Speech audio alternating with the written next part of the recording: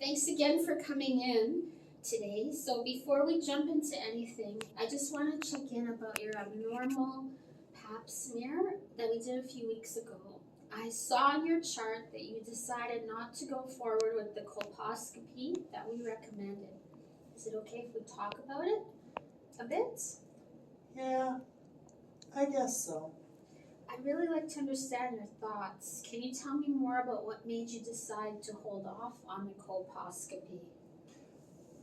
I just don't know if I really need it. I read that pap smears can be abnormal for no big reason, and I'm kind of scared about what it might show. I also heard that colposcopies hurt. So it sounds like you're feeling unsure and a little scared. You've heard that some abnormal pap smears don't mean anything serious, and the colposcopy might be painful or uncomfortable. Yeah, that's pretty much it. That's completely understandable. A lot of people feel overwhelmed or nervous when they hear their pap came back abnormal. It's not easy to think about your health in that way, and you're not alone in having questions or fears. Can I share with you a little bit more what the results mean and why we suggest the colposcopy? Sure. Well, your pap smear showed abnormal cells on the cervix, what we call squamous intraepithelial lesions. These are changes in cells that often are caused by HPV, the human papillomavirus. Now, it's true some of these changes go away on their own, especially in younger women. But sometimes, especially if they're moderate or high grade, they can progress over time into cervical cancer if left untreated. The colposcopy is the next step because it allows you to look more closely at the cervix under magnification. It takes a small biopsy. So if we see anything suspicious, that helps us know exactly what's going on, so we can treat it early if needed and prevent things from getting worse. But I don't even feel sick. I don't have any symptoms. That makes sense. Most people don't feel any different. Cervical cell changes and even early cervical cancer don't cause any symptoms at all. But that's why these screenings are so important, Olivia.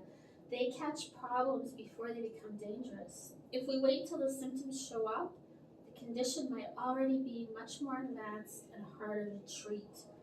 That's why this window right now is actually a really good opportunity to stay ahead of it. I just hate the idea of feeling pain, unless I really have to. Totally understandable. You want to avoid unnecessary pain and feel in control of your body, and that's valid.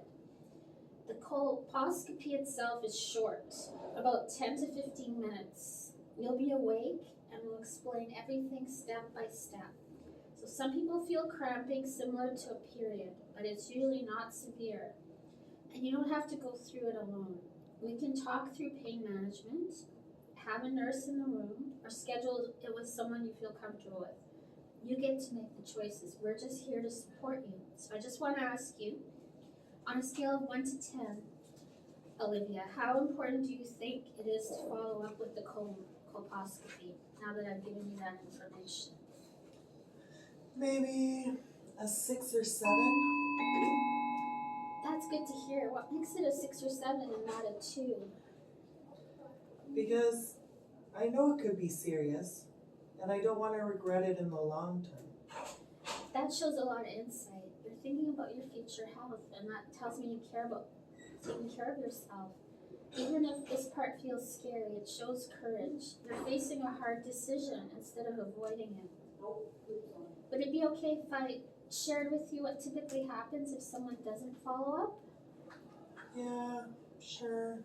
When people don't follow up after an abnormal pap smear, we sometimes miss chances to catch precancerous cells early. So in some cases, these cells slowly progress into cervical cancer, often over several years. The earlier we catch and treat them, the easier it will be and more successful in treatment. So by the time the symptoms develop, like bleeding or pain, the condition might already be advanced.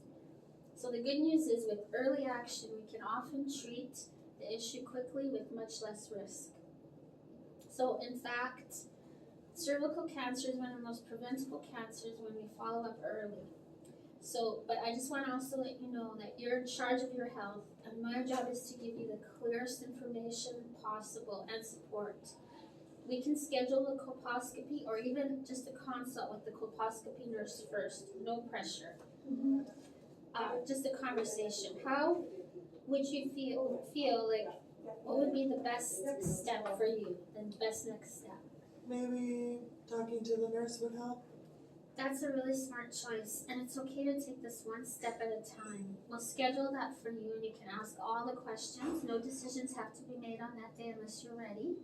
So you're doing a great job by thinking this through carefully and being honest about how you're feeling. That's really important, part of staying healthy. So just to summarize, what I heard was you're feeling a bit uncertain, but you're also aware this could be important for your health, and you're open to learning more. That sounds like a very thoughtful and strong approach. So let's go ahead and set up that nurse consult, and we'll take it from there. Yeah, that will work. I'm really proud of you for taking this seriously and looking out for yourself. Thank you so much for coming in, Olivia. Thank you.